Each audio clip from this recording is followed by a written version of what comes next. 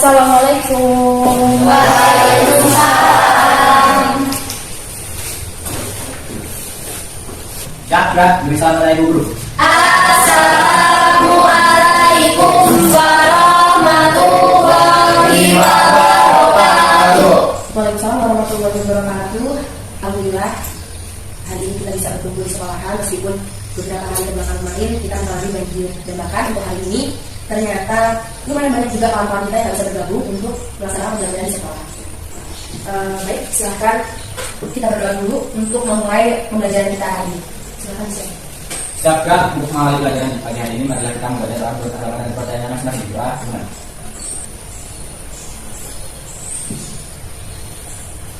Doa selesai.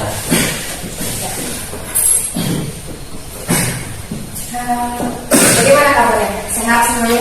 Alhamdulillah luar biasa. Alhamdulillah suaranya masih semangat, berarti jiwa kalian kuat. Ya, memang tidak dapat dipungkiri ya, kita semuanya merasa sedih atas kejadian banjir. Tapi ibu harap semangat kalian tidak akan surut. Ya, kita doakan banjirnya surut, tapi semangat kalian jangan sampai surut dan jangan sampai dikalahkan oleh adanya banjir. Semangat? Tetap semangat. Ibu senang banget. Paling nggak bertemu dengan kalian hari ini itu membuat ibu lebih bahagia. Oke, biar kita lebih semangat, masih ingat yang kemarin? Masih. Oke, yuk kita berdiri. Semangatan kita dulu belajar. Siap? Siap. Oke. Generasi yang bebas. Biologi pasti bisa. Yes, yes, yes.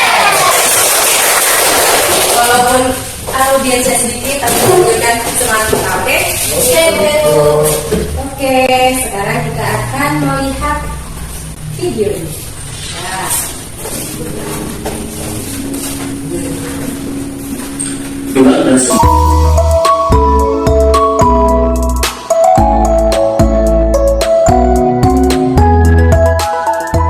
Nah, kira-kira dari video ini apa yang dapat kalian ambil? Adanya berbagai macam tokoh. Hubungannya dengan apa yang sudah kita pelajari kemarin, kita sudah belajar tentang apa? Tentang tulang. Tulang sebagai salah satu organ sistem gerak manusia. Kira-kira apakah tulang bisa bergerak sendiri? Tidak. Siapa yang membantu tulang bergerak? Otot. Berarti yang menjadi alat gerak aktif siapa? Otot. Iya. Tulang merupakan alat gerak aktif. Dari sini kalian sudah disajikan macam-macam otot. Otot pada sistem gerak manusia namanya otot apa tadi? Luri. Otot luri. Sedangkan otot polos dan otot jantung itu adanya di dalam organ dalam tubuh manusia. Oke. Tapi apakah kalian sudah tahu bagaimana cara otot dapat menggerakkan tubuh kita?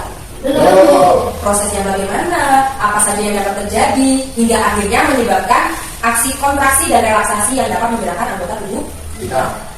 Mau tahu nggak? Mau. Semangat dong, mau tahu nggak? Oke, jangan sampai nggak semangat. Kita harus tetap bersemangat. Oke, maka dari itu kita akan belajar tentang bagaimana mekanisme otot agar dapat menggerakkan sistem gerak tubuh manusia. Ya, di sini ada tujuan pembelajaran. Jadi setelah pembelajaran kali ini, coba gimana dijelaskan yang menjadi tujuan dari pembelajaran kita. Menjelaskan Pertama, antara proses kerja otot dengan jaringan penyusun dan fungsi organ-organ pada sistem gerak manusia. ya, jadi kita harus dapat menjelaskan hubungan antara bioproses atau mekanisme yang terjadi pada kerja otot dengan jaringan penyusun dan fungsi organ otot pada sistem gerak manusia. Coba Ferdi, yang nomor 2, tujuan kedua apa?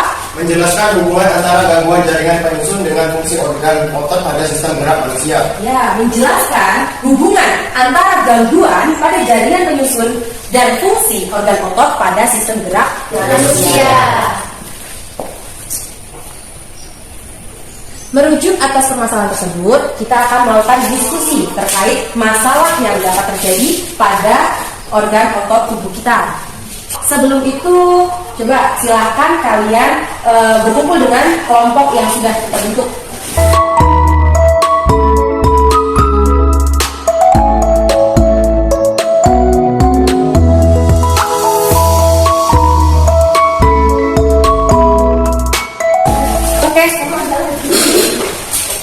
Sebelum membuka menyaksikan video yang dapat menstimulasi kalian kepada masalah yang akan kita bahas hari ini. Hai kesubat, Bima instruksi buat menemani kalian nonton nih. Di antara kalian mungkin pernah ngerasain yang namanya craft.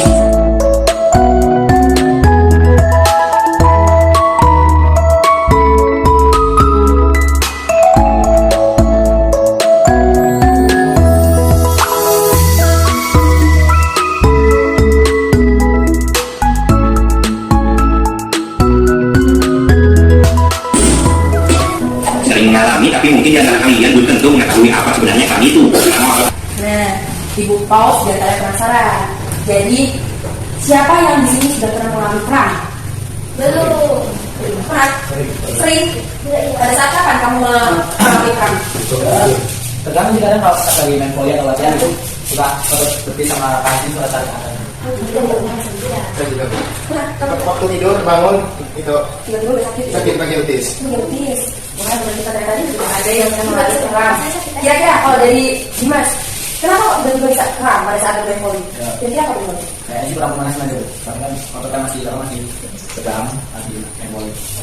Tarik. Kalau tadi, kalau yang tiba-tiba tidur, terus tiba-tiba bisa kena kram otot itu seperti apa ya? Mimpi lain deh. Aku jadi Mungkin ada yang tidak seru. berdarahnya tidak lancar. Iya, Bu. Lalu bagaimana hubungan si kram otot tadi dengan mekanisme kerja otot yang terjadi pada saat kita melakukan kontraksi dan relaksasi? Siapa yang sudah tahu hubungannya? Belum tahu. Ya, berarti kita harus menyelidiki nih bagaimana hubungan antara fenomena kram otot yang dapat terjadi dengan mekanisme kerja otot pada bergerak manusia. Oke. Nah, sekarang silahkan buka LKPD-nya, kemudian koordinir kelompoknya masing-masing bagi tugas sehingga semua bisa kita pecahkan bersama. Dan jika ada yang kurang paham, silahkan tanyakan lagi. Jangan lupa manfaatkan sumber-sumber belajar yang ada di LKPD ya. Jadi kalian bisa scan barcode atau ketik linknya untuk mengakses video-video yang sudah di-share.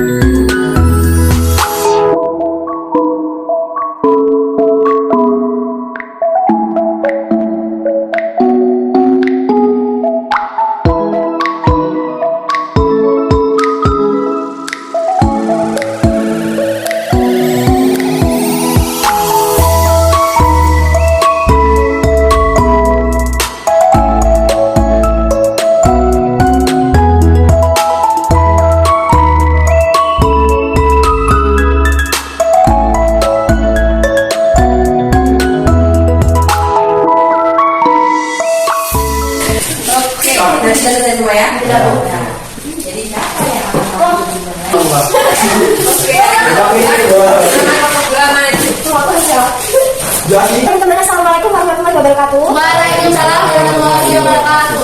Berdirinya kami di sini adalah untuk mempresentasikan mengenai bioproses mekanisme kerja otot. Sebelumnya izinkan kami memperkenalkan diri, dimulai dari saya. Izin memperkenalkan diri, nama saya Ain Enska. Nama saya Lima. Nah, baik, bioproses mekanisme kerja otot akan dijelaskan oleh Riko dan Wafi. Baik, yang pertama, bagaimana mekanisme kerja otot?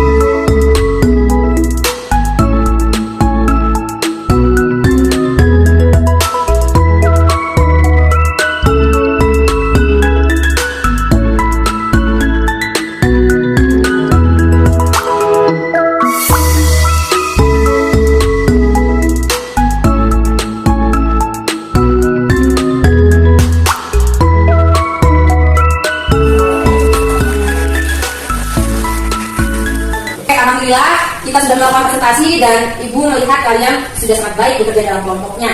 Tapi untuk melihat seberapa jauh pemahaman kalian, Ibu akan memberikan pertanyaan yang mencerminkan kegiatan yang telah kita lakukan. Kira-kira nih Ibu akan bertanya, jadi menurut kalian hubungannya bagaimana tentang fenomena kerang otot yang sudah kita pelajari terhadap mekanisme kerja ototnya? Apa sih hubungannya? Siapa yang bisa jawab? Kita kan sudah diskusi. Oh iya, oke. Jadi kan dalam proses mekanisme kerja otot itu membutuhkan seperti kalsium dan magnesium. Nah, jadi ketika otot itu mengeluarkan kalsium dan magnesium itu akan menyebabkan keram otot. Dan juga ketika kita keluaran oksigen atau kadar dehidrasi itu juga bisa menyebabkan keram otot. Oke. Ya, betul sekali. Jadi, seperti yang sudah kita pahami tentang mekanisme kerja otot, kontraksi otot, bagaimana otot bisa berkontraksi dan berrelaksasi, itu sangat membutuhkan elektrolit. Contohnya saat berkontraksi, elektrolit apa yang berperan saat berkontraksi? Kalsium.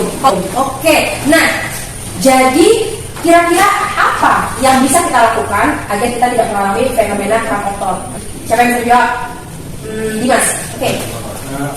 Upaya pencegahan keram otot itu bisa dilakukan dengan rutin pemanasan sebelum melakukan aktivitas seperti di sekolah atau berolahraga. Terus yang kedua itu banyak mengonsumsi air, vitamin D, dan juga sering-sering berolahraga walaupun itu olahraga ringan. Yang ketiga, bila terjadi kram itu harus segera diolesi krim otot. Iya. Sepertinya ini benar-benar menjadi apa ya yang sudah pengalaman pribadi ya, karena Dimas seorang atlet. Oke, good job, bagus sekali. Nah, jadi kesimpulan yang dapat kita ambil dari pembelajaran kali ini, siapa yang dapat menyimpulkan? Oke, silakan. Kesimpulannya pada hari ini kita sudah mempelajari bioproses mekanisme kerja otot. Seperti apa saja yang dibutuhkan dalam mekanisme kerja otot, apa saja upaya yang dapat dilakukan untuk menghindari gangguan pada mekanisme kerja otot, dan hubungan fenomena keram otot dengan mekanisme kerja otot. Good.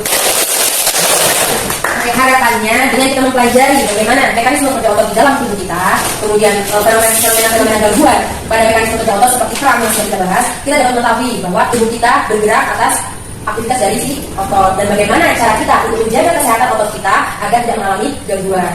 Ya, tapi Ibu harap kalian bisa mengambil manfaat yang telah kita peroleh dari pembelajaran hari ini. Oke, seperti biasa, setelah pembelajaran tadi, Ibu melakukan penilaian. Ternyata untuk keterlaksanaan dan kegiatan kita, Ibu akan memberikan aplaus. Kita semua harus aplaus untuk kelompok 2. Memaparkan mekanismenya. Kemudian dalam proses diskusinya juga tidak banyak bercanda. Yang kelompok 1 ini ya, Ferdi ini terlalu banyak mengingatkan teman-temannya, jadi tidak fokus kegiatan diskusinya, terlalu banyak kelawak ya. Untuk kedepannya, di saat kita harus fokus, misalkan kita fokus pada pekerjaan kita agar hasilnya maksimal. Ya Ferdi.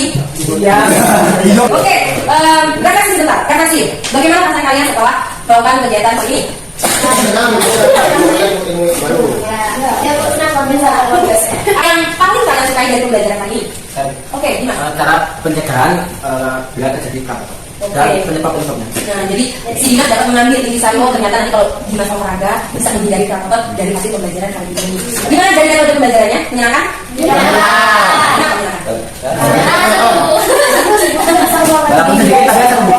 Walaupun sedikit kita tetap seru ya. Jadi harapannya mudah-mudahan banjir ini cepat berlalu.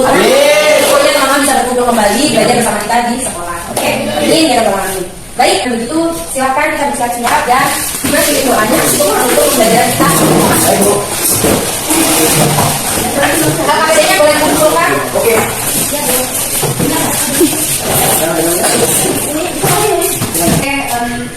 Untuk kegiatan hari ini silakan Dimas menunjukkan. Baik, untuk menutup pelajaran di siang hari ini, mari kita menunjukkan kelas dengan membaca doa. Menurut agama dan bacanya masih doa. Doa selesai. Ya, baik. Terima kasih semuanya atas semangat dan kasih hari ini. Kita harapkan pertemuan selanjutnya akan lebih baik lagi atau lebih maksimal lagi. Semangat! Jadi Ibu Andri